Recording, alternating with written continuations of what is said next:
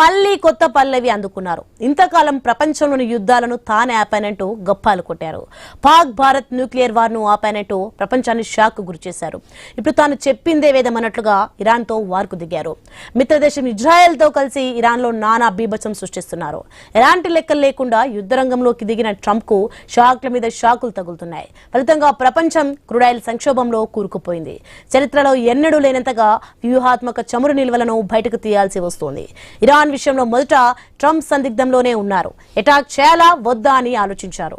దాడుల కారణంగా చమురుపై ఆందోళనలు చెందాల్సిన అవసరం లేదని ఇంధన శాఖ మంత్రి క్రిస్ వైట్ ఆ సమయంలో స్పష్టం చేశారు. పశ్చిమాసియాలో ఇంధన సరఫరాకు అంతరాయం కలబోదన్నారు. ఇంధన మార్కెట్లో సంక్షోభం తలెత్తదని ధీమాగా చెప్పారు. గతంలో ఇరాన్ పై దాడి చేసిన సమయంలోని పరిస్థితులను ఉదాహరించారు. అప్పుడు స్వల్పంగా ఇంధన మార్కెట్లో ఒడిదుడుకులు చోటు చేసుకున్నాయని, ఆ తర్వాత సర్దుకున్నాయన్నారు.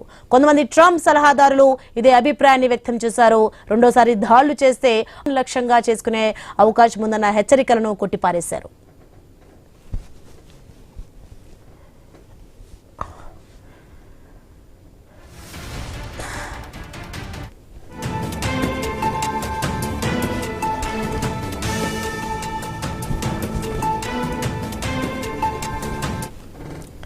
ఇక ఇప్పుడు మాత్రం తాను ఎప్పుడు తలుచుకుంటే అప్పుడే వార్ ఆగిపోతుందని అంటున్నారు. ఇప్పటికే ఇరాన్ లో లక్ష్యాలన్నింటినీ ఛేదించామని, ఇంకేమీ మిగల్లేదని కామెంట్ చేశారు. అయితే అక్కడక్కడ 1-2 మినహా అక్కడ పెద్దగా లక్ష్యాలేమీ మిగల్లేదని అంటున్నారు. అమెరికా ఇజ్రాయెల్ సైన్యం అనుకున్న దానికంటే ఎక్కువ విధ్వంసం సృష్టించాయని చెప్పుకొచ్చారు. ట్రంప్ మాటలను బట్టి చూస్తే ఇక యుద్ధం ముగిసినట్టేనా? అన్ని లక్ష్యాలను ఛేదించిన తర్వాత ఇంకా ఏముంది? త్వరలోనే వార్ ఎండ్ పై ప్రకటన చేస్తారా? ప్రపంచ దేశాల నుంచి ఒత్తిడి వస్తుందా? ట్రంప్ ప్రపంచ దేశాల ఒత్తిడికి తలొగ్గుతారా? వారు ఆగిపోతుందని ఎందుకన్నారు? ట్రంప్ కు చమురు మంటలు తగులుతున్నాయా? చమురు చేశారు. ఇప్పుడు తాను చెప్పిందే వేదం అన్నట్లుగా ఇరాన్ తో వార్కు దిగారు.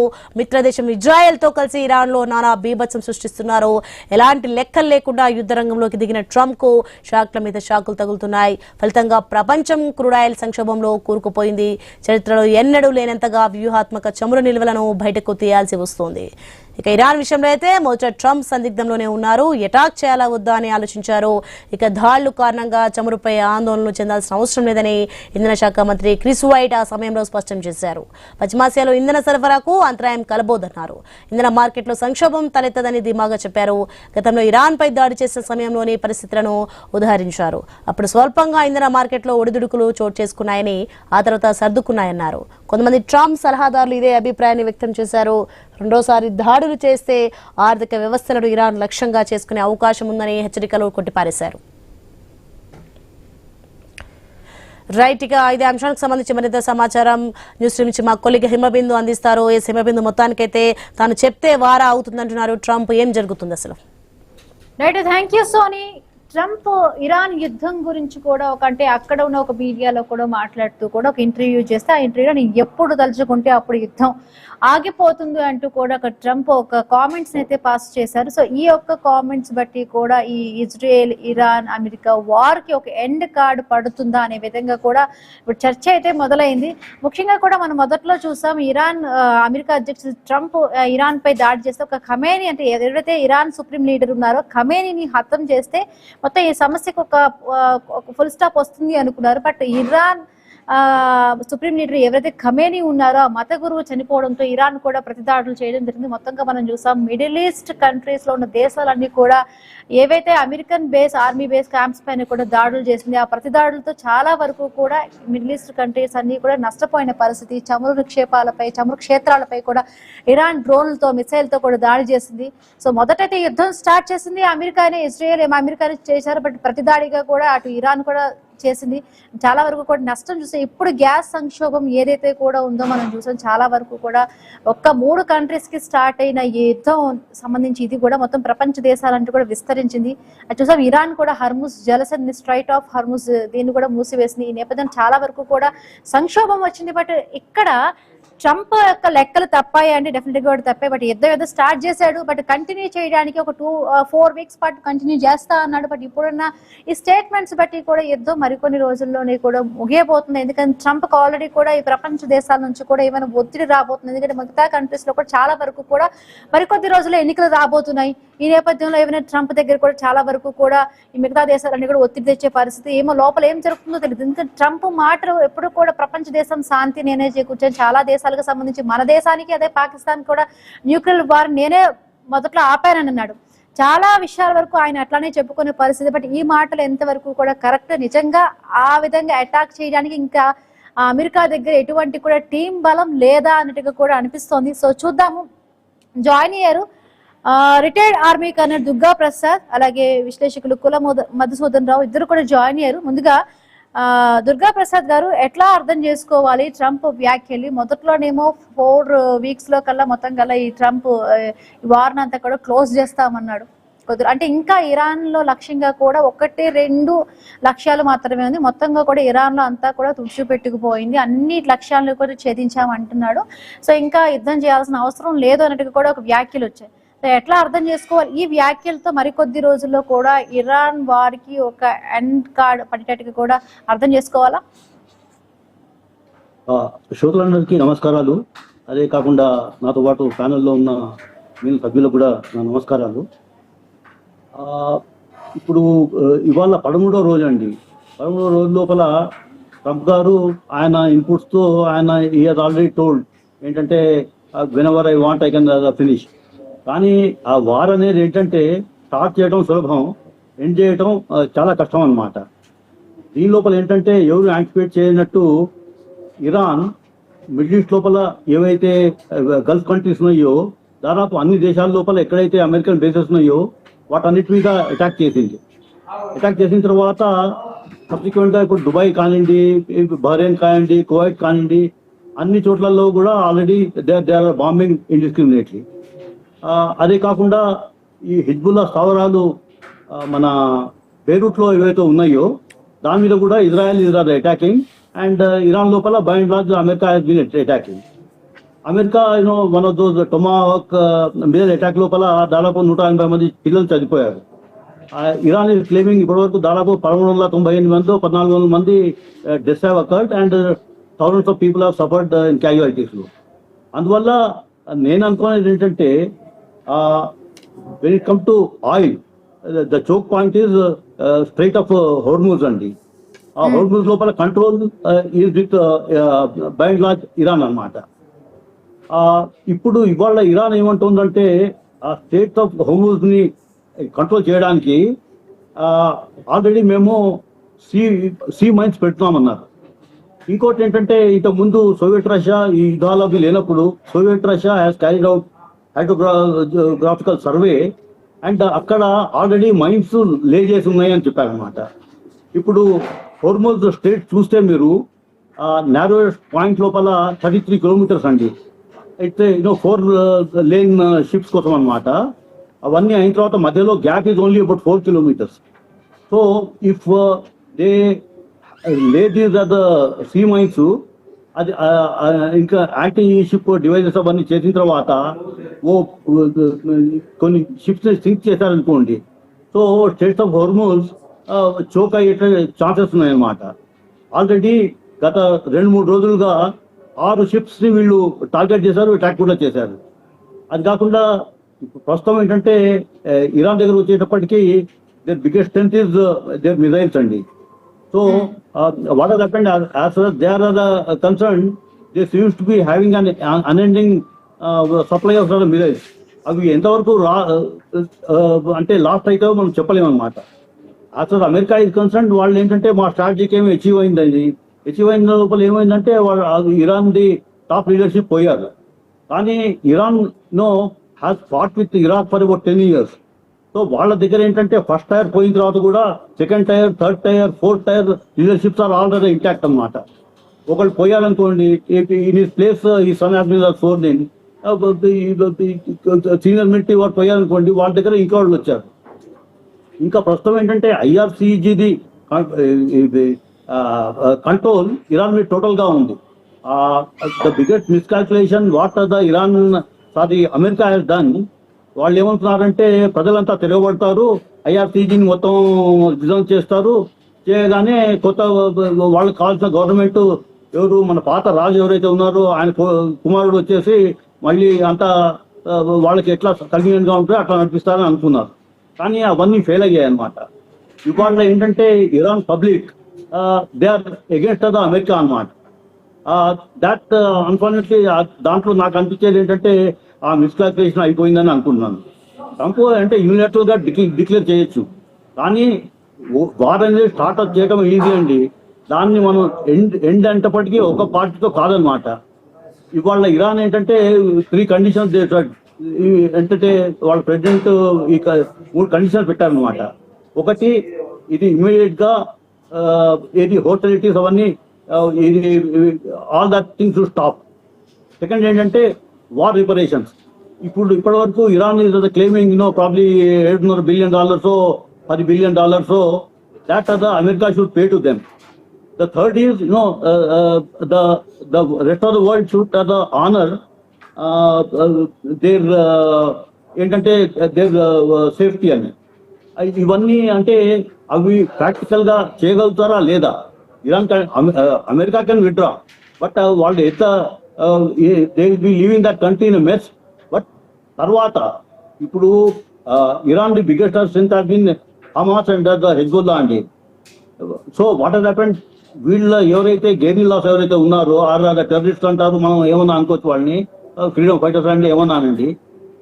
As those guys are concern, once the war is whatever is unilaterally stopped by America, they will not be keeping quiet.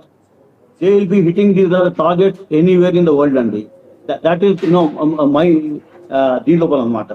ఎందుకంటే Iran it's totally different of the cup of tea. ఎందుకంటే ఆ civilisational గా 4-5 వేల సంవత్సరాల history ఉన్న nation అండి.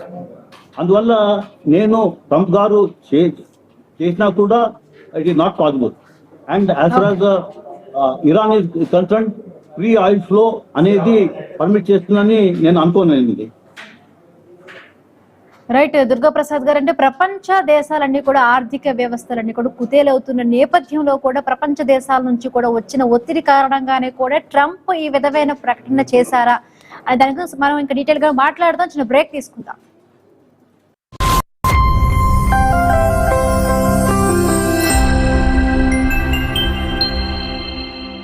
Medicover hospitals ఇప్పుడు financial district లో ఇండియాలోనే ఎత్తైన మరియు అడ్వాన్స్డ్ టెక్నాలజీతో మార్చి 12న తెలంగాణ ముఖ్యమంత్రి గౌరవ శ్రీ రేవంత్ రెడ్డి గారిచే గొప్ప ప్రారంభోత్సవం.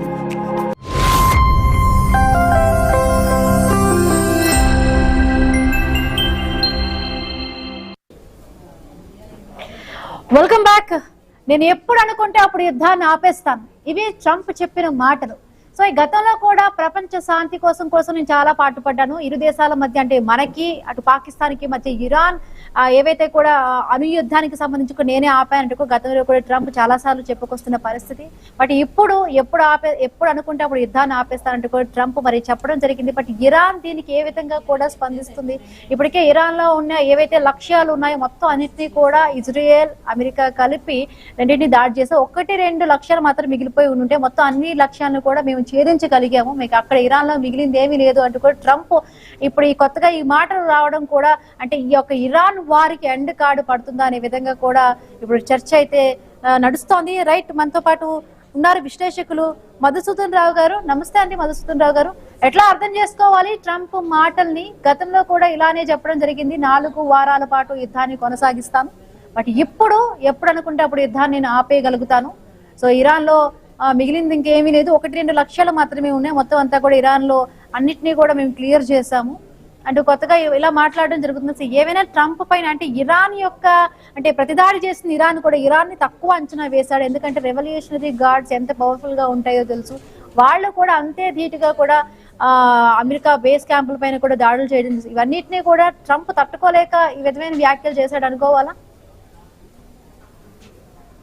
ట్రంప్ ఏదైతే మాట చెప్తుండో, అందరికి నమస్తే ముందుగా కూర్చున్న వాళ్ళందరికీ. ట్రంప్ మీరు అంటున్నట్టుగా ట్రంప్ నేను యుద్ధాన్ని విరమించుకుంటున్నా, నేను యుద్ధాన్ని ఎప్పుడంటే అప్పుడు ఆపేస్తా, గతంలో కూడా పాకిస్తాన్ ఇండియా యుద్ధం నేనే ఆపిన. ఇవాళ ట్రంప్ చెప్పే మాటల్లో విశ్వసనీయత లేదండి.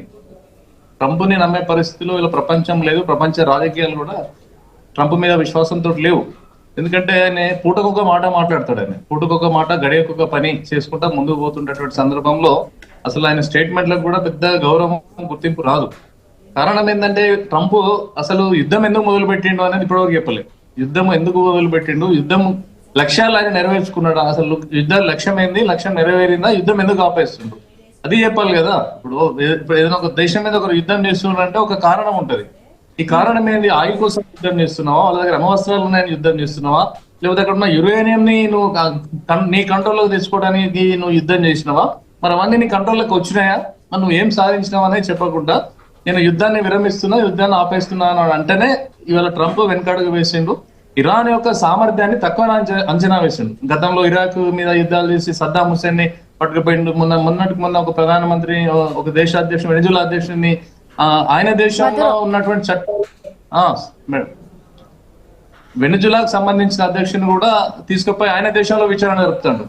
అంటే ఒక దేశానికి సంబంధించినటువంటి చట్టాలు, ప్రజాస్వామ్యము, రాజ్యాంగం, పార్లమెంట్ అక్కడ ఉంటే ఈయన మొత్తం ప్రపంచ పెద్దన్న లెక్క అక్కడి నుంచి పట్టుకుపోయి ఆయన కోర్టులో పెట్టి విచారణ చేయడం ఏంటండి?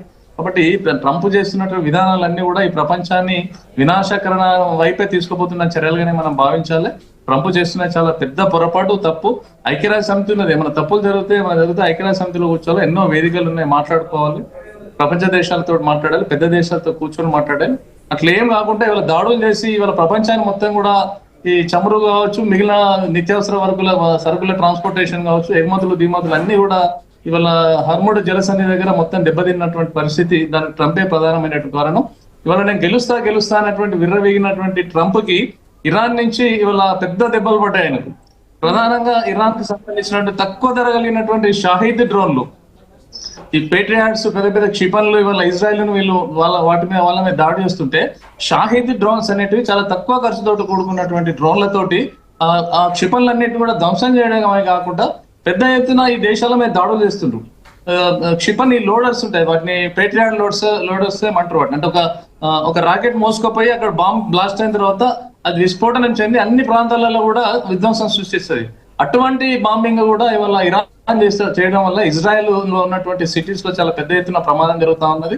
ఇవన్నిటిని కూడా అంటే అంచనా వేయలే. అంటే ఇజ్రాయెల్ దగ్గర ఇరాన్ దగ్గర ఇంత టెక్నాలజీ ఉన్నది, దీంతో మేము తట్టుకోలేము, మేము ఏదో ఇట్లా బాంబింగ్ ఇవన్నీ చేస్తే ఆగిపోతుందని అనుకున్నాడు. కానీ వాళ్ళ సౌదీలో ఉన్నటువంటి, దుబాయ్ లో ఉన్నటువంటి ప్రాంతాల మీద ఈ అమెరికాకు సంబంధించినటువంటి ప్లేసెస్ ఏవైతే ఉన్నాయో అన్ని ప్లేసెస్ల మీద కూడా వాళ్ళు దాడులు చేయడం అనేది చేయడంతో ఇవాళ దానికి సంబంధించిన ఐఆర్జీసీ వాళ్ళు కూడా స్థానికంగా ఎక్కడికక్కడ వెపన్స్ ఇవ్వడం జరిగింది. ఆత్మాహుతి బాంబర్స్ తయారు చేసిన వాళ్ళు ఇప్పుడు ఆత్మాహుతి బాంబర్స్ ఇప్పుడు దాడులు చేస్తే అమెరికా తట్టుకోలేదు.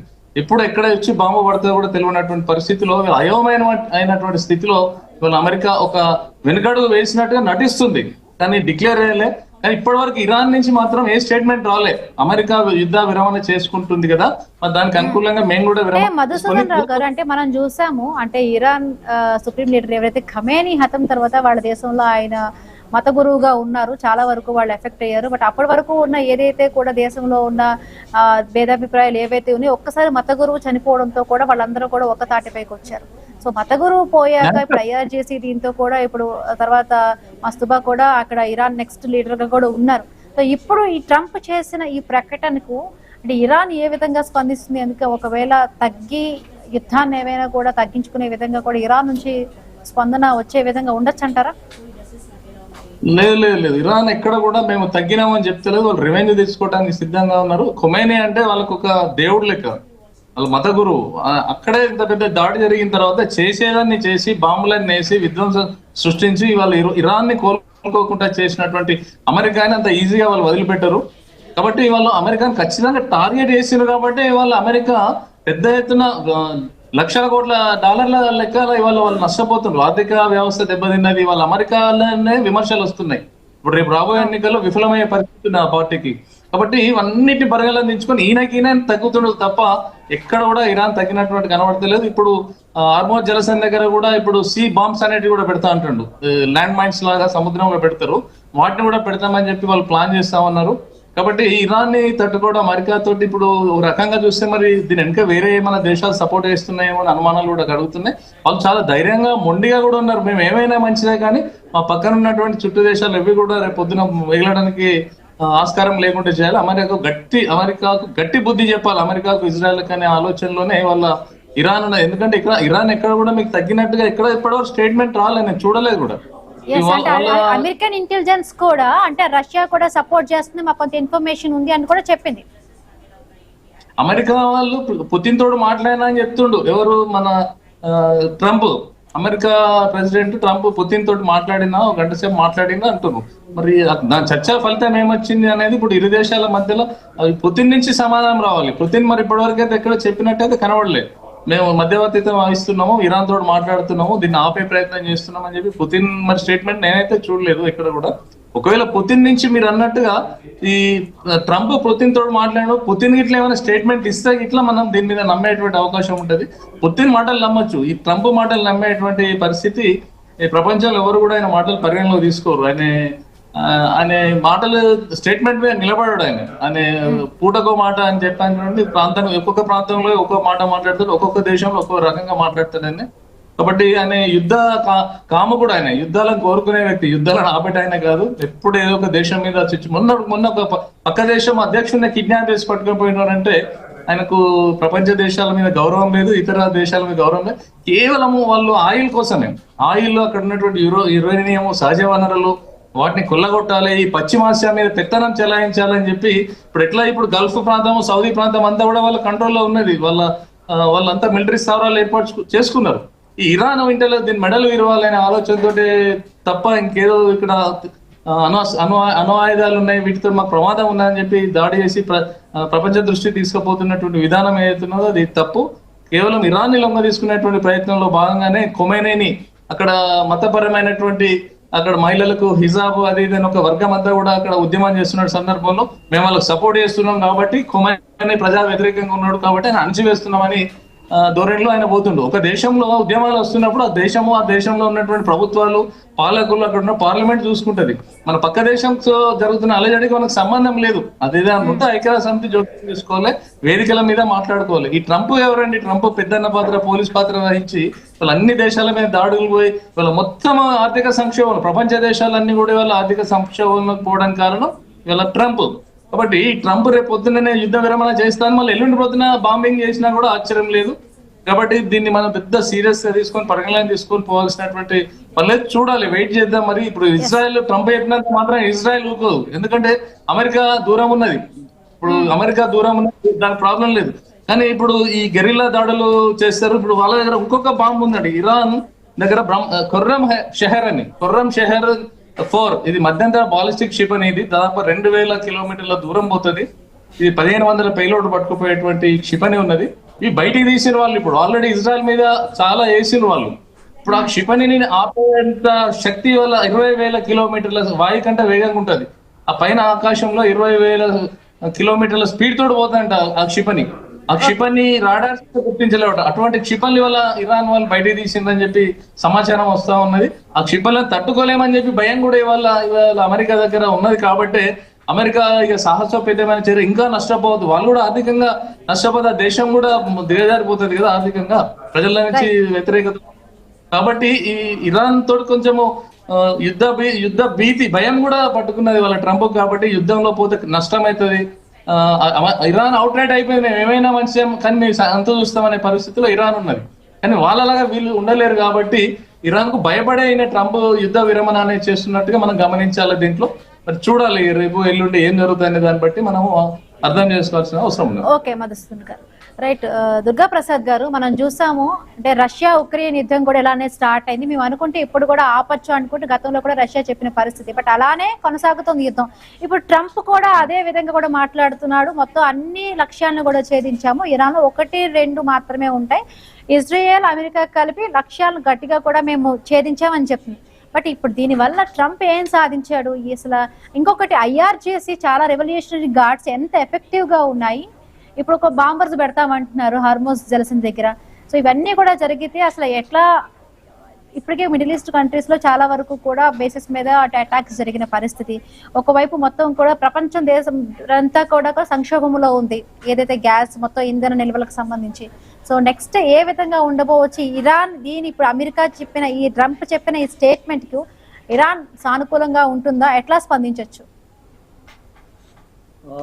ఏమండి ట్రంప్ గారు ఆయన అంటే మన మసూదరావు గారు చెప్పినట్టు ఇదో పొద్దున ఒక మాట, మధ్యాహ్నం ఒక మాట, ఈవినింగ్ ఒక మాట, ఈ కీప్ చేంజింగ్ అండి. అందువల్ల ఏంటంటే వీటన్నిటి లోపల truth is the biggest casualty. American image ఏంటంటే వరల్డ్ లోపల because of Trump it has already taken a beating. ఇప్పుడు నవంబర్ లోపల అక్కడ వాళ్ళ మిడ్ టర్మ్ ఎలక్షన్స్ ఉన్నాయండి. Trump popularity is already going down. And అమెరికాలో కూడా ఇంకా యూరోప్ లో కూడా oil prices already sky rocketed by about 40 to 50%. అది కాకుండా ఏంటంటే as far as he is concern, you can say no Muslim NATO అని ఒకటి ప్రపోజల్లో ఒకటి మధ్యలో వచ్చిందనమాట. అంటే ఇది మన యూరోప్ మొత్తం ఎట్లా ఇదైందో అట్లా ఇక్కడ కూడా చేయాలని అనుకుంది. కానీ ఇప్పుడు ఏమైందంటే దాని లోపల it is no more possible because Iran basically being Shia nation has attacked most of the Sunni nations. అందువల్ల గ్రాండ్ స్ట్రాటజీ లోపల ఏమంటే అనుకోవచ్చు, okay you know that the NATO formation has not that particular ఏం ఏదైతే ఉందో that may have been defeated.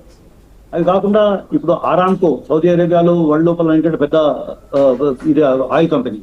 So most of the oil companies which are there in the Middle East లోపల bulk of them are own by either Europeans or the Americans.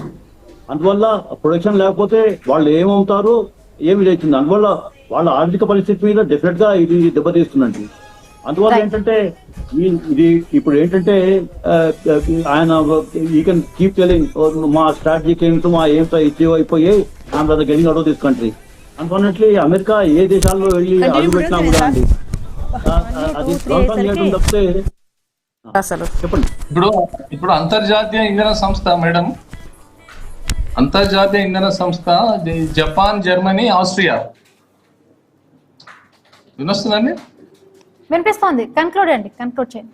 అంతర్జాతీయ ఇంధన సంస్థ ఈ యొక్క సంక్షోభం దృష్టిలో పెట్టుకుని జర్మనీ, జపాన్, ఆస్ట్రియా ఈ 3 దేశాల నుంచి దాదాపు 400 మిలియన్ బ్యారెల